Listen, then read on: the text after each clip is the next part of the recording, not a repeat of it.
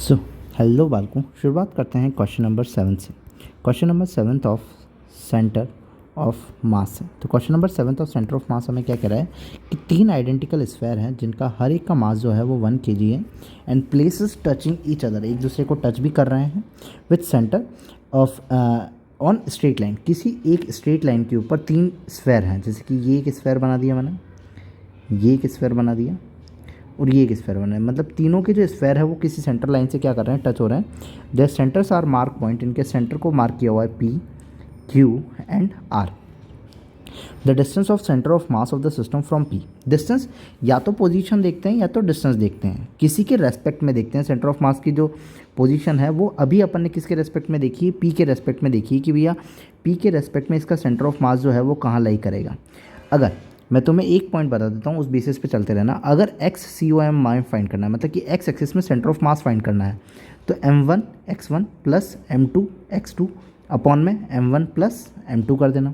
अगर y axis में centre of mass find करना है तो m1 y1 plus m2 y2 upon में m1 प्लस m2, क्योंकि यहाँ पे दोनों में m1 और m का सम करेंगे तो kg आ जाएगा नीचे और ऊपर kg मीटर चल रहा है, तो kg से कैंसिल आउट kg से kg कैंसिल आउट हो जाएगा एंड मीटर यूनिट अपने पास में बच जाएगी। मतलब बात तो अपन डिस्टेंस की ही कर रहे हैं।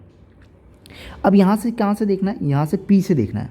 P से देखना है तो अपन ने बोला हुआ है कि MR जो रहता है वो क्या रहता है, इज इक्वल टू कॉन्स्टेंट रहता है, मतलब कि नॉर्मल एडिशन हो जाएगा। जैसे कि अब मान लेते हैं P से अपन देख रहे हैं क्या, सेंटर ऑफ मास। अगर P से सेंटर ऑफ मास लिखेंगे तो P का इसी के ऊपर कोऑर्डिनेट लिखूँ तो यहाँ पे तो क्या आएगा, 0,0 पे ही आएगा। एक्स वाई एक्सिस तो कुछ है ही नहीं। यहाँ पे अगर लिखूँगा तो ये क्या आ जाएगा, पी क्यू कॉमा 0, क्योंकि वाई एक्सिस में कुछ है ही नहीं। ये क्या आ जाएगा, यहाँ से यहाँ तक पी आर कॉमा 0 आ जाएगा। वाई एक्सिस कुछ है ही नहीं, तो वाई एक्सिस को हटा दूँ तो मैं यहाँ से यहाँ तक की डिस्टेंस जो है इस पार्टिकल के लिए पी पॉइंट की डिस्टेंस अगर लिखना चाहूँ कि पी पॉइंट की डिस्टेंस क्या है और पी पे ही है तो क्या है, 0 है, तो पी इंटू 0 हो जाएगा। तो ये तो इंटू में 0 हो गया, एम आर हो गया, ये एम हो गया, ये आर, सॉरी ये एम तो कितना है, 1 है, तो 1 इंटू 0 हो जाएगा, तो 1 इंटू 0 हो जाएगा। प्लस नाउ अगर Q वाले पॉइंट पे देखना चाहूँ तो ये वाली डिस्टेंस कितनी है, पी क्यू। सो 1 इंटू 1 क्या है, मास है, क्योंकि हर एक का मास कितना है, 1 kg, और पी क्यू क्या है, इसकी डिस्टेंस है, प्लस नाउ देन मास 1, और यहाँ से यहाँ तक की डिस्टेंस जो हो जाएगी वो क्या हो जाएगी, पी आर हो जाएगी, अपॉन में सबका mass, total mass m1 plus m2 plus m3, तो 1 प्लस 1 प्लस 1 करना पड़ेगा। सो ये अपने पास में हो जाएगा P Q plus P R divided by 3। सो अगर P से तुम देख रहे हो तो क्या हो जाएगा, P Q plus P R divided by 3, तो ऑप्शन नंबर कौन सा हो जाएगा, सेकंड हो जाएगा। सिंपल है। नॉर्मली अगर एक्स एक्सिस में देख रहे हो तो एक्स कोऑर्डिनेट के हिसाब से m1 x1 plus m2 x2 plus m3 x3 upon में m1 m2 जितना भी हो सारा कर देना। एक्स एक्सिस में देख रहे हो तो एक्स एक्सिस में, और पोजीशन रिलेटेड देख रहे हो कि भाई पोजीशन देखनी है तो RCOM निकाल देना, m1 r1 की पोजीशन, m2 r2 की position upon plus m1 plus m2।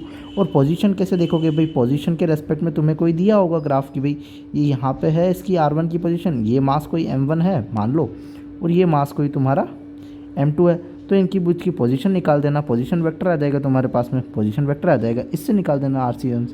Normally ऐसे सॉल्व हो जाएगा, सिंपल है। If you like then subscribe, thank you.